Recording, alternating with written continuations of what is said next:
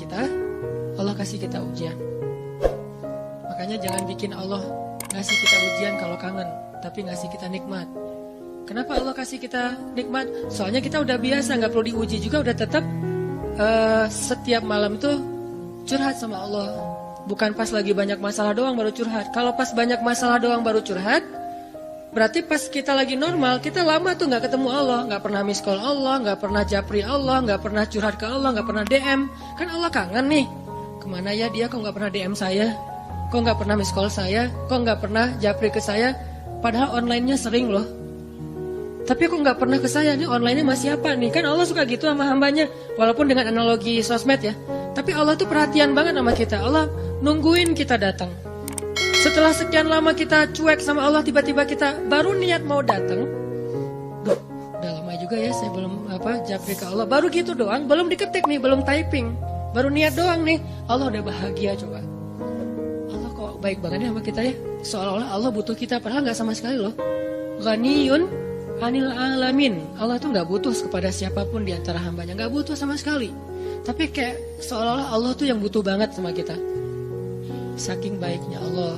Allah itu Raufun, Rahimun, Karimun, Jawadun, apalagi Latifun. Nah, Latifun Allah tuh sangat pengen dekat sama hambanya. Itu Allah. Udah lama pergi nih, sibuk dengan semua orang dijapri, semua orang dia chat sampai tengah malam chat sama orang lain, tapi Allah gak pernah dijapri. Allah tungguin. Kalau manusia mungkin kita bisa nyebutnya kayak kesepian gitu, tapi Allah kan gak mungkin kesepian. Tetap aja Allah nungguin seperti orang yang kesepian, saking kangennya sama kita. Coba begitu kita ada masalah datang ke Allah, Allah gak bilang giliran sekarang aja lo datang, gak kayak gitu Allah. Langsung Allah dekap, langsung Allah, ada apa hambaku, hal min dhi hajah, apakah kamu butuh sesuatu? Hal min taib, apakah kamu mau diterima taubatnya? Hal min mustaghfir, apakah kamu mohon minta ampun? Allah tanya kepada kita setiap malam, dicuekin lagi, dicuekin lagi. Datang Allah ke langit dunia. Harusnya kan Allah suruh aja malaikat ya, malaikat kasih tahu ke dia supaya berdoa. Enggak, Allah yang langsung turun. Ibaratnya Allah yang ngejapri kita. Enggak dirit juga. Setiap malam japri, setiap malam enggak dirit. Padahal online-nya, lasinnya tuh per setiap jam, bahkan setiap menit dia online terus. Tapi yang Allahnya enggak dirit, ketimpa lagi tuh. Marahkah Allah? Enggak. Kalau Allah marah, pasti kita udah celaka dari dulu juga. Karena kalau Allah udah marah, maka perhatikanlah kaum-kaum sebelum kalian, kata Allah. Perhatikanlah kaum-kaum sebelum kalian, Ad, Samud, atau tokoh-tokoh sebelum kalian, Firaun, Haman, Namrud, dan seterusnya. Perhatikan kalau Allah udah marah nih, berarti Allah belum marah sama kita. Tapi jangan sampai batasan waktu yang Allah buat itu kita lewatin, itu bahaya. Karena kalau Allah sudah menentukan waktunya, gak bisa ditolak lagi sama kita. Jadi Allah kangen kepada makhluknya. Jadi sifat kangen itu salah satu di antara sifat Allah. Sehingga kalau Allah aja kangen sama kita kangen gak sih sama Allah? Ini nih pertanyaannya nih. Karena kalau kita gak kangen sama Allah, gak fair. Kenapa gak fair? Allah kan gak pernah dapat kebaikan apa-apa dari kita, kok kangen sama kita? Berarti Allah kangennya tulus. Kalau kangen kita kan ikhlas ya. Ikhlas dengan tulus agak beda dikit nih. Kalau tulus gak berharap apa-apa. Kalau ikhlas berharap. Kalau ikhlas itu berharap. Allah aja tuh gak menginginkan apa-apa dari kita, kangen. Berarti kan gak ngarapin apa-apa, bisa kangen. Baik banget kan? Nah kita kalau kangen pasti ada ngarapin sesuatu. Kayak kangen orang tua, kenapa? Pengen masakan ibu. Kangen kampung halaman, kenapa? Pengen jajan, pengen lihat suasana yang luar biasa di keluarga. Kan kangen ya kampung halaman. Kangen dia misalnya, pengen disiapin segelas apa misalnya, green tea lah atau Thai tea atau apalah, kalau yang standar mah ya, atau kopi misalnya. Kita mengharapkan sesuatu dalam kangennya kita. Kalau Allah kangen gak ngarapin apa-apa, karena Allah gak butuh kita. Kok kangen? Berarti Allah maha baik. Kangen mengharapkan sesuatu aja baik, apalagi kangen tanpa mengharapkan apa-apa. Dan yang lebih luar biasanya lagi, Allah bukan cuma gak mengharapkan apa-apa, kangen pengen ngasih sesuatu kepada kita. Kangen pengen ngasih sesuatu untuk kita. Itu kangennya Allah. Mirip dengan kangennya ibu, walaupun gak sama, pasti Allah lebih. Kangennya ibu tuh pengen masakin buat kita loh. Kangennya kita ke ibu, pengen masakan ibu. Beda kan? Jadi jangan merasa lebih baik daripada ibu kita ya. Karena realitasnya, jujurnya mah, kita kalau kangen ibu karena pengen dimasakin. Ibu kalau kangen kita karena pengen masakin. Jarang ada ibu kangen karena pengen masakan dari kita. Kan kita gak bisa masak, kecuali chef lah ya. Chef juga tetap makannya makanan ibu. Walaupun mungkin dia jago dalam masak, tapi ada sentuhan mukjizat dari seorang ibu yang memang gak bisa dipakai bumbu. Itu lebih ke perasaan, ketulusan cinta. Beda pasti itu. Ibu saya tuh kalau masak, mungkin banyak ibu-ibu lain atau siapapun perempuan yang masaknya tuh enak. Tapi tetap aja kalau yang dimasak oleh ibu tuh beda. Gak tahu gimana, gak bisa dijelasin aja pokoknya, beda. Gitu juga yang dimasakin oleh istri.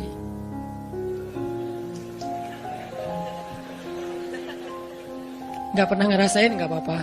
Sabar ya. Ibu aja dulu lah, puas-puasin ya. Karena ibu tetap aja seseorang yang luar biasa.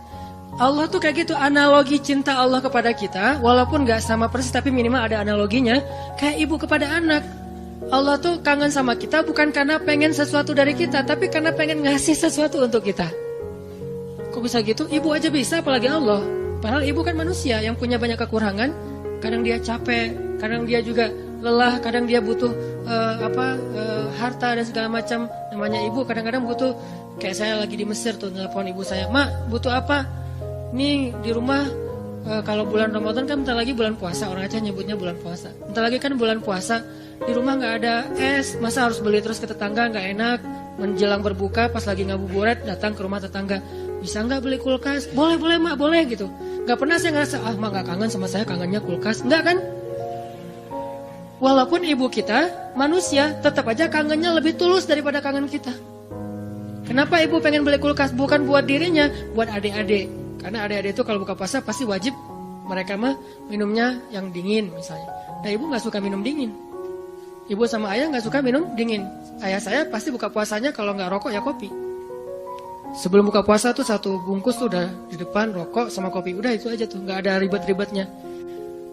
Mungkin nggak bisa ninggalin ya, karena dari udah sekian lama katanya sih rokok sebelum sekolah dulu teh. Jadi belum sekolah ngerokok dulu baru sekolah. Orang dulu lah ya. Sampai saya dulu pernah waktu kecil tuh diajarin ngerokok sama ayah saya. Untungnya saya sesak nafas, akhirnya nggak bisa nerusin. Warisan dari ayah saya. Kan dulu mah suka nonton Dunia Dalam Berita gitu kan, masih TV hitam putih dunia. Ketahuan usianya Dunia Dalam Berita, pasti banyak yang nggak tahu Dunia Dalam Berita itu apa. Anak zaman now lah. Dulu tuh ayah saya ngerokok sambil nonton Dunia Dalam Berita. Terus tahun sekali G30 SPKI kan nonton. Saya di sebelahnya. Ya, coba dong. Wes. Jadi kita kompak tuh berdua tuh. Wes. Satu batang berdua, sisanya satu bungkus sendiri dia. Jadi bukan karena pengen minum air dingin ayah dan ibu saya beli kulkas, justru buat adik-adik. Berarti tetap aja tulus.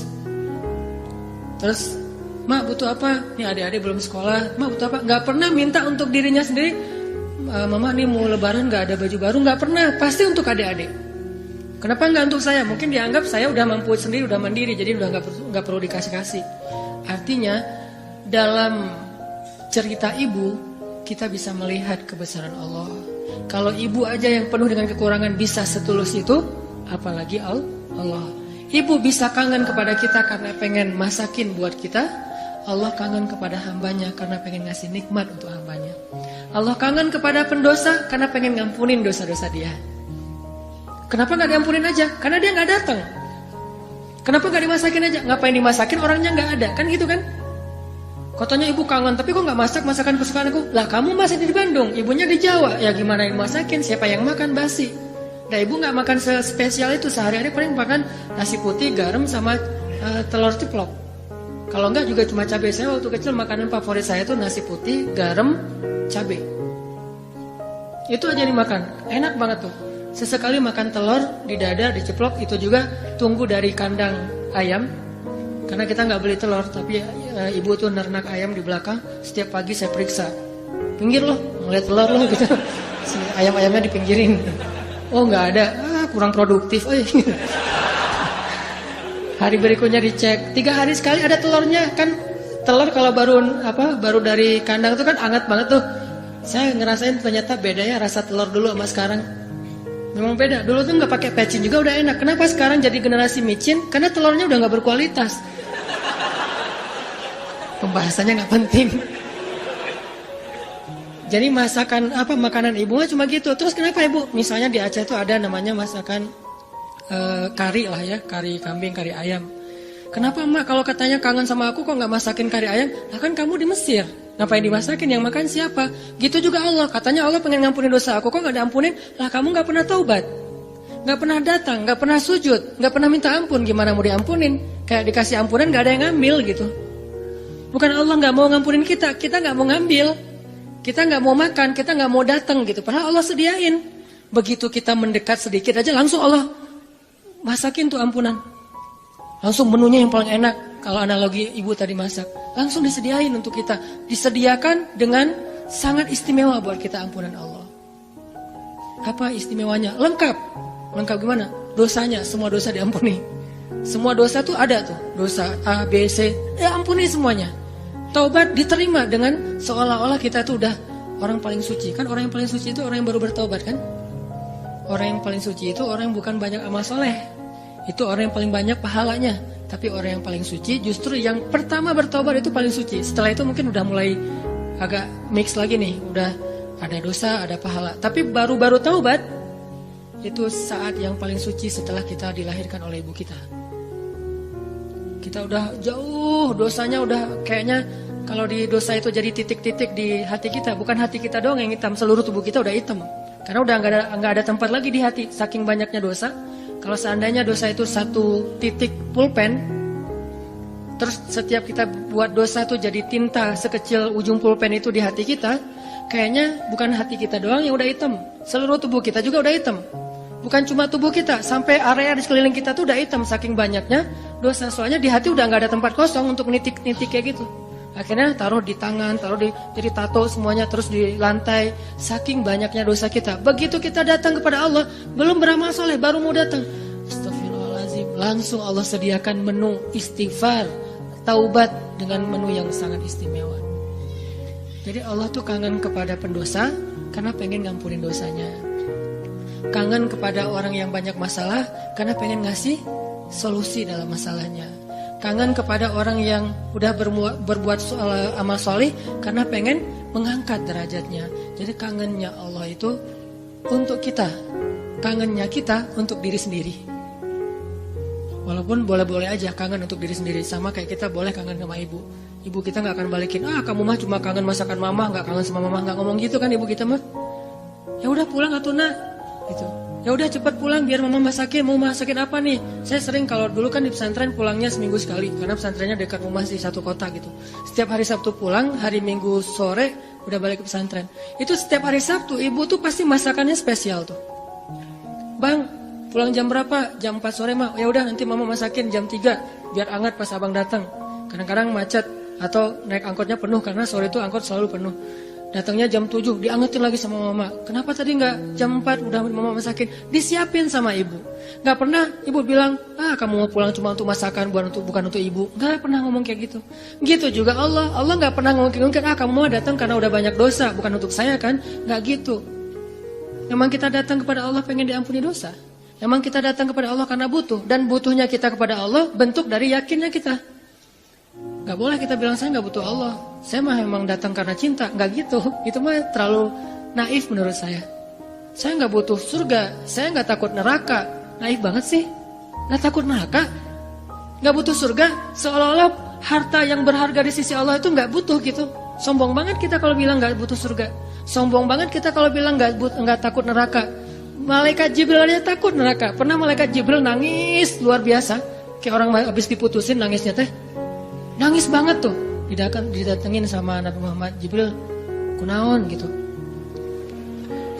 Kenapa gitu, Jibril kok nangisnya kayak gitu-gitu amat. Ini ya Rasul, saya teringat tentang neraka. Dan setiap kali teringat tentang neraka, sejak Allah ciptakan neraka itu, saya gak bisa berhenti nangis. Coba malaikat aja yang lebih keren dari kita, dzu quwwatin. Ya, malaikat itu kan paling kuat tuh, Jibril. Yang bilang malaikat Jibril kuat, Allah bukan kita. berarti kuat banget nih, tapi takut neraka. Nah kita